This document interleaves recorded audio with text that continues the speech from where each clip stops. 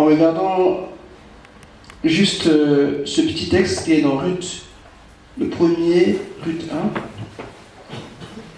on va...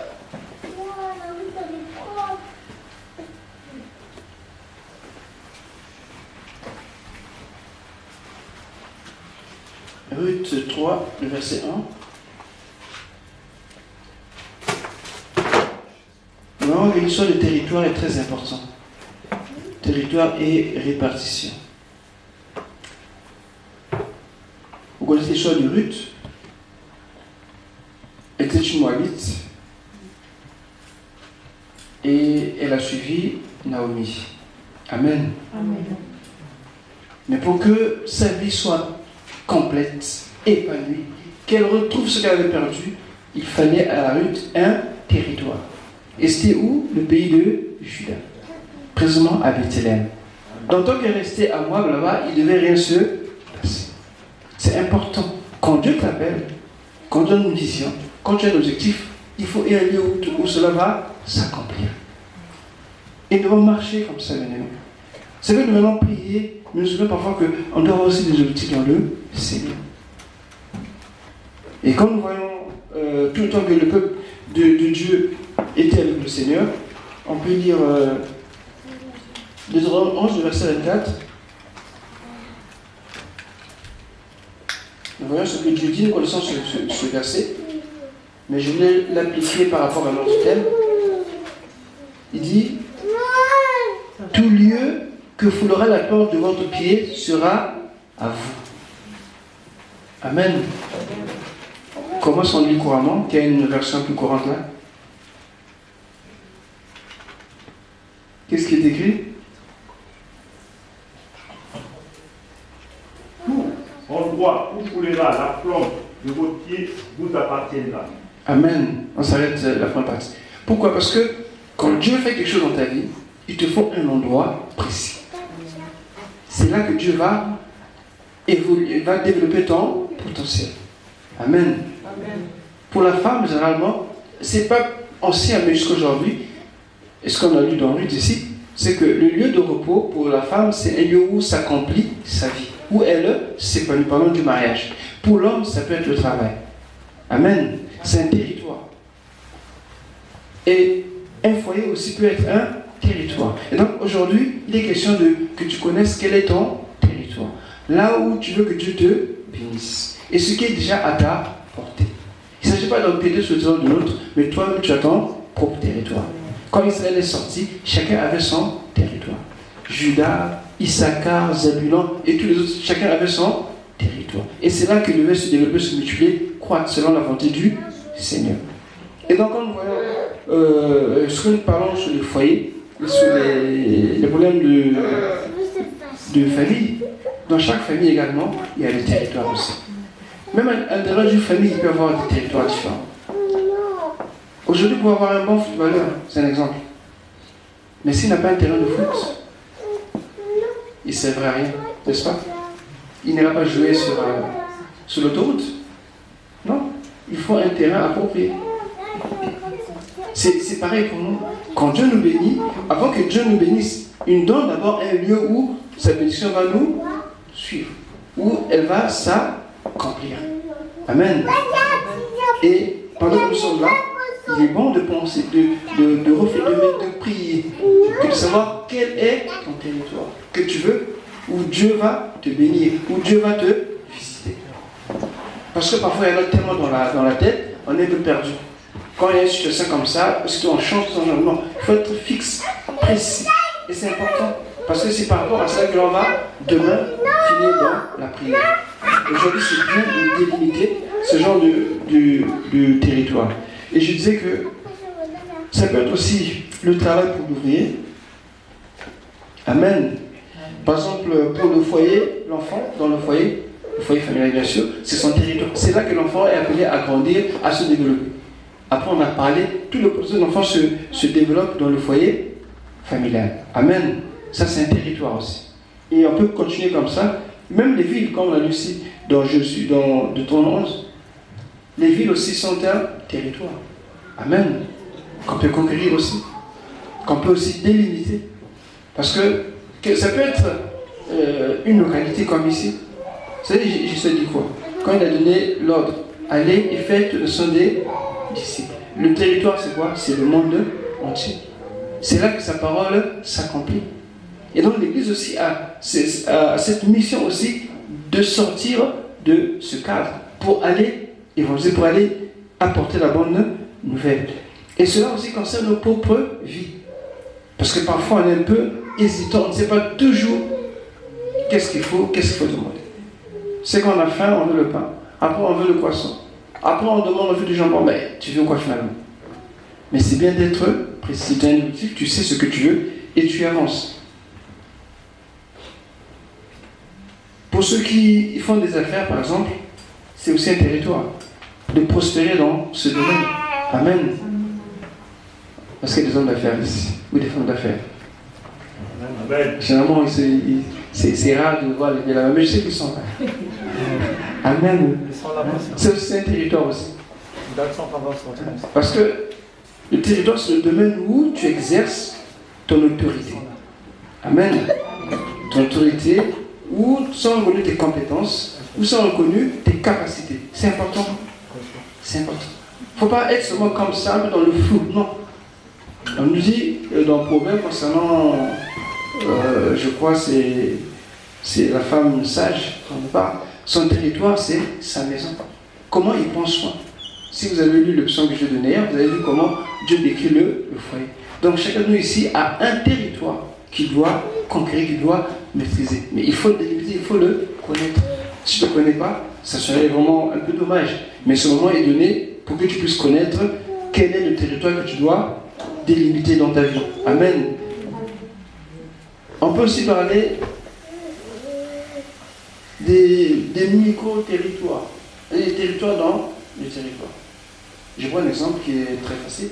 Quand dans le foyer avec un homme ou avec une femme, et quand il n'y a pas la paix, conquérir la paix devient un territoire. Amen. Vous voyez, les territoires parfois peuvent changer. Ça peut changer par rapport aux besoins. Il y a des territoires qui dépendent parfois, je peux dire, du moment précis, une situation, un problème qui se tracasse. Ça peut aussi être aussi des projets à venir. Moi, dans 1 an, dans 2 ans, je veux ceci, je vais faire ceci. Pour toi, c'est un territoire. Tu dois t'en emparer. Amen. Parce que nous avons laissé un peu trop de temps à l'ennemi de faire ce qu'il veut. C'est pour ça que Dieu a dit à Israël, quand vous arriverez à Canaan, vous tuez tout le monde. Aujourd'hui, ça va être scandaleux. Il y aura toutes les télés qui vont venir, mais comment votre Dieu? Mais ils ne comprenaient pas que Dieu jugeait le péché de ces nations-là. Amen. Parce que tant qu'ils subsistaient, il devait avoir des mélanges. Et Dieu n'aime pas les mélanges. Malheureusement, ils ont désobéi et eu des mélanges, et nous connaissons la suite avec toutes les guerres qu'ils ont eues avec les Philistins et les Cananéens. Mais quand on veut s'emparer d'un territoire, quand tu veux prier pour un territoire, tu dois prendre du sur toi. S'il y a des interdits à faire, il faut le faire. Parce que le chrétien est faible, pourquoi? Parce qu'il a un peu de Dieu, un peu du monde. Il est entre les deux. Il est entre les deux. Et ça ne peut pas aller. Et Dieu dit à Israël, si tu veux être heureux, je crois que ce que Dieu dit, il le dit 8 fois. C'est une promesse qu'il a faite à Abraham. Et il va l'accomplir par Josué. Mais il va le dire autant de fois. Il dit, voyez, j'ai mis le pays devant vous, le territoire devant vous. Allez et prenez possession du pays que l'Éternel a juré de donner à vos pères. C'est-à-dire Abraham, Isaac et Jacob. Et à leur postérité après eux. Donc ce pays-là, Dieu avait donné, pas à Abraham. Abraham avait la promesse, mais il n'avait pas le pays. Mais le pays était destiné à sa descendance, sur plusieurs générations. Amen. C'est-à-dire quand nous prions ici, nous prions aussi pour nos futurs petits-fils. Amen. Parfois on oublie. Pourquoi dans le moment on veut tellement le lait et le miel? Amen. Mais les prières ne se perdent pas. Parce que son nom de faire, tu ne le vois pas. Mais ça peut suivre ta génération, sur 2 ou sur 3 générations. Et c'est important. C'est important. Parce que Dieu n'oublie rien. Il n'oublie aussi personne. On va dire, mais je prie, je ne vois rien. Mais Prenez le cas d'Abraham. Abraham était nomade dans son propre pays. Dieu a dit, je donnerai ce pays à toi, ce n'est pas à toi. Lui, il a fait que Dieu passe de tente en tente. Chaque fois, il dressait des hôtels pour dire que Dieu m'a donné ce pays, mais lui, il n'a pas vraiment hérité. Amen. Donc, ce que nous faisons, quand nous prions comme ça, tu dis, mais moi, j'ai prié, mais j'ai rien. Non, tu as quelque chose. Tu as quelque chose. Mais cette chose, Dieu peut faire que tu vois ça maintenant ou bien plus tard. Ou bien peut-être pas. Mais sache que ce que tu as fait, ce n'est pas en vain. Alléluia. Amen. Vous savez que parfois l'ennemi bloque les générations sur plusieurs années. C'est pour ça que parfois dans certaines familles, vous remarquez qu'il y a des choses récurrentes qui viennent chaque année ou à la même période. Parce que c'est comme un lien qui est là, qui a été tissé, une alliance sur plusieurs générations. Et quand nous prions, nous coupons ces liens. Nous prenons possession de ces territoires. Nous les ramenons à notre camp. Amen. Donc, les territoires, c'est important.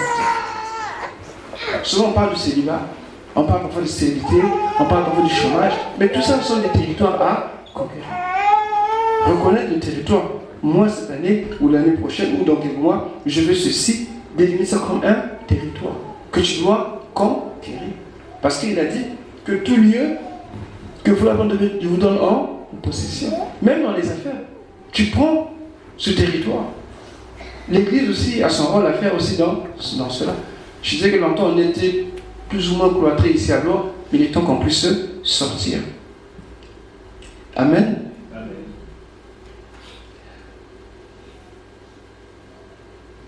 Et pour suivre l'exemple d'hier, on lisait l'histoire d'Abraham dans Genèse 12. En fait, il résume vraiment la vie chrétienne ou la vie spirituelle. Vous remarquerez qu'il y a vraiment des analogies avec ce que nous sommes en train de vivre aujourd'hui. J'ai déjà commencé à le dire hier, mais je vais quand même le rappeler. Quand Dieu dit à Abraham, au chapitre 12, L'Éternel dit à Abraham, va-t'en de ton pays, de ta patrie et de la maison de ton père dans le pays que je te montrerai. Abraham ne connaît pas encore le pays où il va aller. Donc il va se laisser guider par Dieu. Un peu comme, il n'y a pas de GPS, il n'y a pas de boussole. Mais il suivait la voie du Seigneur. Et Abraham devait être béni. Mais sa bénédiction ne devait pas se trouver dans ce pays. C'était dans un autre territoire. Et ce doit devait lui revenir, mais après plusieurs années. Aujourd'hui que nous sommes dans ce monde. Mais en Christ, nous sommes assis dans les lieux célestes.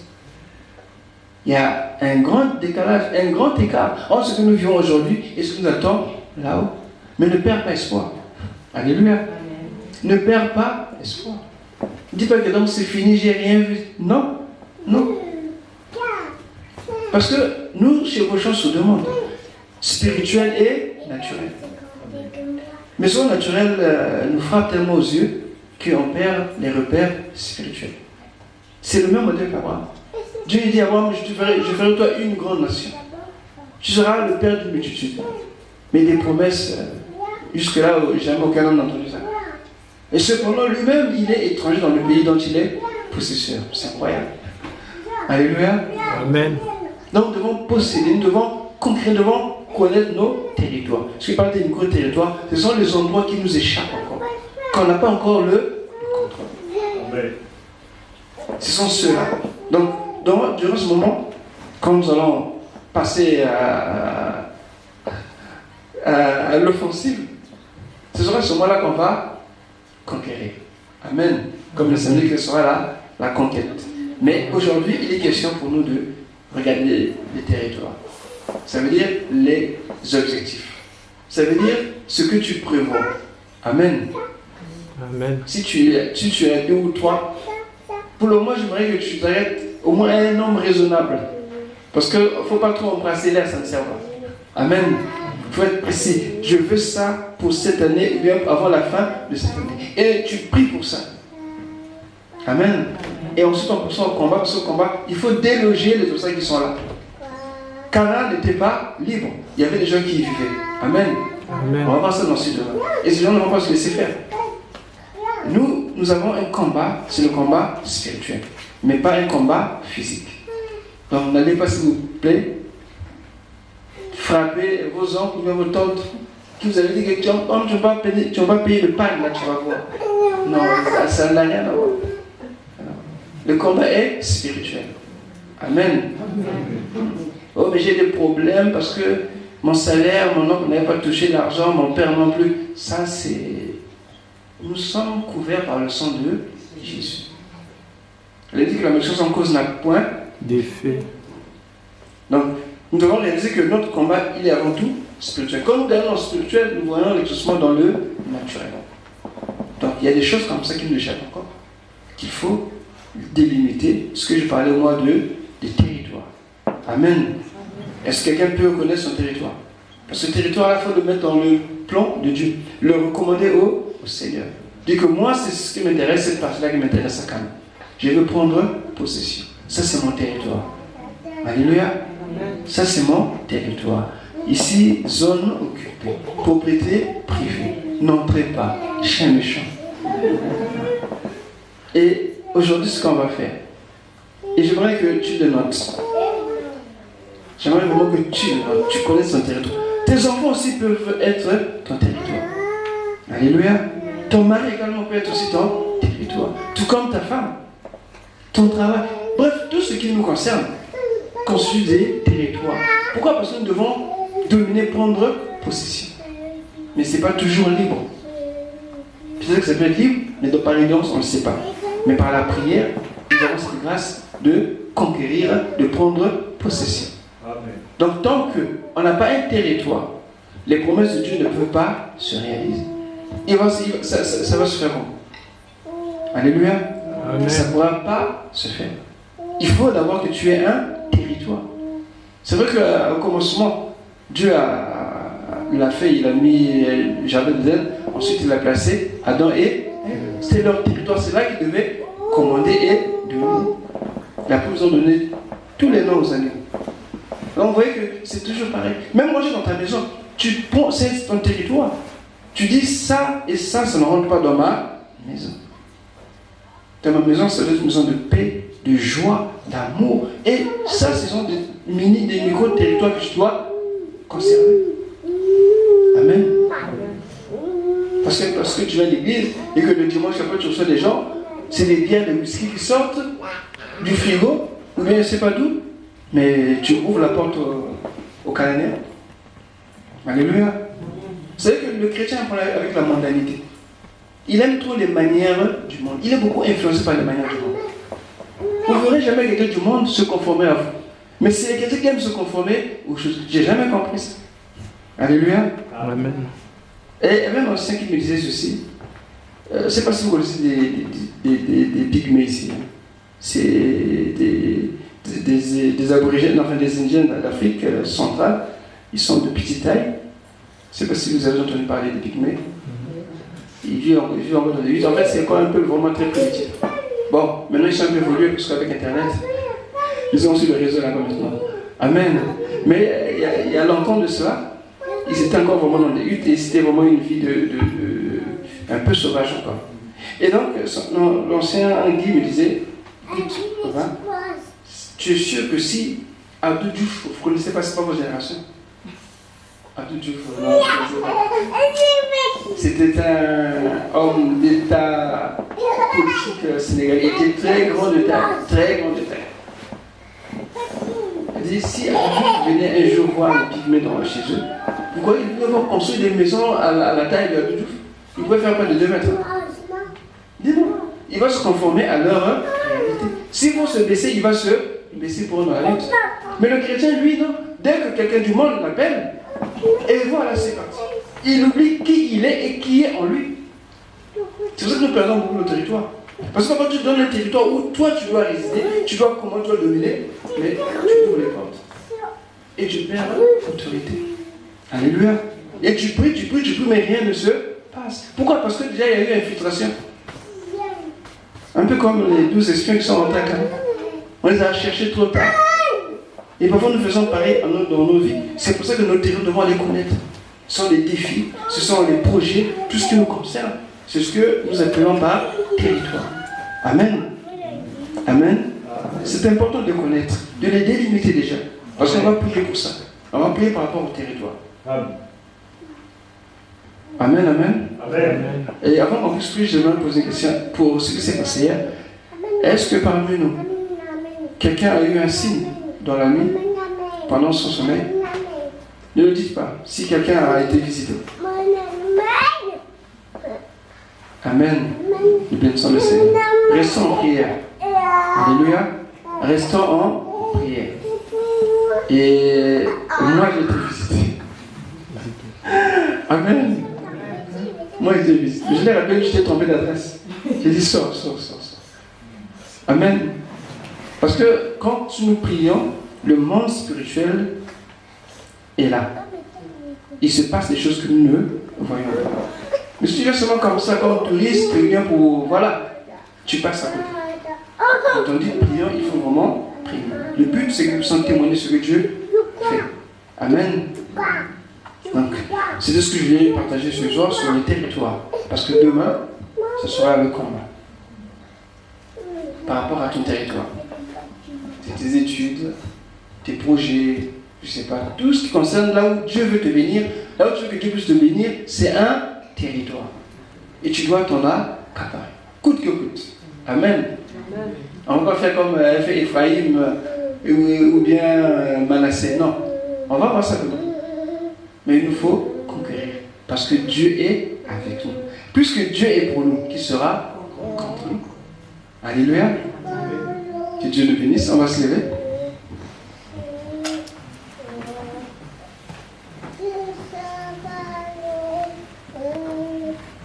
Donc chacun va prendre son temps de prier pour recommencer.